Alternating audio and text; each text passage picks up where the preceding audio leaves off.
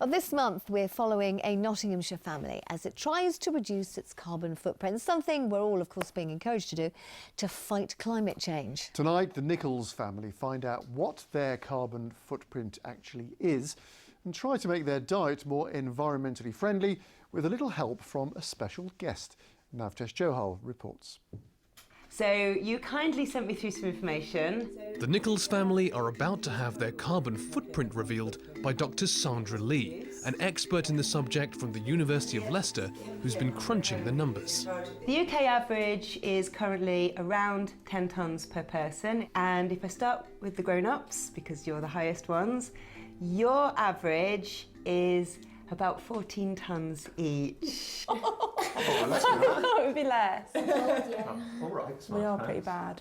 Between the family, you're about 38 tonnes. For a family of 4, you're about spot on average. So how do you feel about that? I'm shocked. Honestly thought we were better than average. Sandra says a lack of flights abroad in the past year brought down the family score, but what they eat produces a lot of emissions. You're all prolific meat eaters, as I understand, and you don't really think a whole lot about where your food comes from, the packaging. I've brought you a crib sheet that might help you make some better food purchasing decisions. One thing you'll notice is red meat, particularly, is really land intensive. So lamb and beef are much, much higher carbon to produce. And associated on the back of that is obviously dairy, because it's still cows. One of the things we could do is have a meat-free day a week and try and reduce the red meat. Well, I'm not sure he was that impressed. But let's speak now to Dr. Sandra Lee, who we saw in that report. Dr. Lee, thank you very much indeed for coming in. First of all, how can we all work out our carbon footprint? That's a big question, isn't it? No, there's some excellent online calculators. The WWF one is the best one. So input the data and it'll give you the answer. Just follow the questions. It's really simple, and I think we've actually just put that on our East Midlands Today Twitter Yes, page as so well. you can get it there as well. Well worth a look. Is the first thing we should think about then food? I guess it's the thing we use most, if you like. Well, if you do the calculator, it's actually quite good because it categorises where your biggest impact is. So be it travel, home, food or stuff. And actually for most people it's stuff. What is stuff, though? Stuff. Things stuff? that we buy. So if you're in the habit of upgrading your smartphone every year, how often do you buy a car, a fridge, a TV, your big items? The carbon to make those things, to get them to you, the running costs of those things are really, really high. So often the stuff that we buy, clothes, we know we've been hearing a lot about fast fashion and those sorts of things at the moment. Absolutely. So actually these items, how you spend your money is usually the biggest piece, unless you do an awful lot of travelling. But people often complain, and I think quite rightly, that they want to do their bit, but it seems that big business is frustrating them at every turn because not everything is recyclable and it's not clear what is.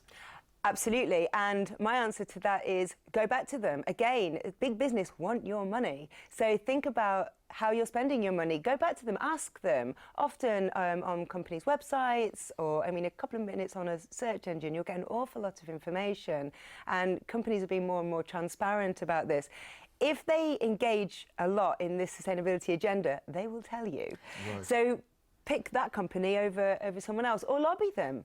Tweet at them. Lobby, do something, yeah. And don't forget that BBC food calculator and also on our Twitter because it's a really good way of doing it. A great tool. Well, let's see how the family have found the challenge. Penny, I think you're the one who was probably most keen on it to begin with. What has been your favourite part and maybe your least favourite part? So my favourite part is the change in the diet. I've really enjoyed trying vegan food. I'm probably going to stick with it as well, so that's really good. Least favourite was possibly the bike ride and being nagged every day from someone at work to do it again. Yeah, loving it, yeah. And Ben, in the meantime, I think I'd be fair in saying that you were maybe less enthusiastic about this whole process. How have you found it? And has there been anything that surprised you about it? It's been good. I guess the most surprising part was the actual amount of preparation you need to do, especially for some of the vegan meals. The cutting out all the cheese, the milk, or having to use special milk.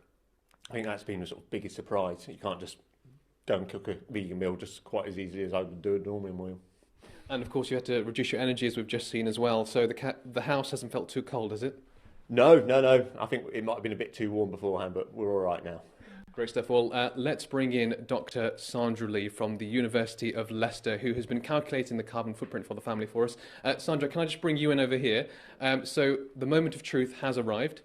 Sandra, would you tell us how the family have done, reveal their new carbon footprint for us? I can. So I have crunched the numbers as if you kept up the last 2 weeks for the whole year, so it's a year's carbon footprint. As you know, last time you were 38 tonnes for the whole family, which is about average for a family of 4. And it has gone down. But before I give you the family total, I have to say a special well done to Penny, who has done the most changes by going fully vegan and by really reducing her car travel. And your individual carbon footprint, Penny, has gone down for just under 14 tonnes to 9.3, which is phenomenal and is probably about as low as a normal person can go. So as a family, you've gone from 38 tonnes to 29, which is a really good effort. And you basically lost the carbon footprint of an average person. What did you make of that, guys? Well, I'm very impressed with myself. A little bit embarrassed about being left hanging. Yeah, it's really good. Yeah, I'm really pleased. Just hope other people can take some inspiration from it and just do a little bit. If everybody can do something, then hopefully we can make an impact. Great stuff, guys. Thank you so much. And Dr. Sandra Lee, what would you say, if you could sum up for people watching at home, are the number 1 or number 2 tips maybe that they should be doing to reduce their own carbon footprint? So I think what we've shown here and what this brilliant series has done is it's shown that reducing your carbon footprint doesn't have to mean reducing your quality of life. And it doesn't have to cost a fortune or take up a lot of time either.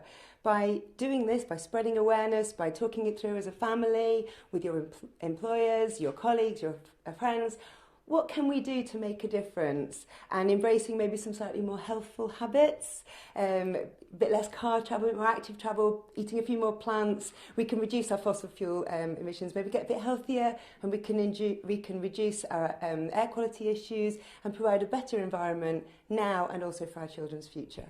Okay, Sandra, thank you so much. The family have shown what can be done, and I guess technology will have to help in the future, and that might be where you come in.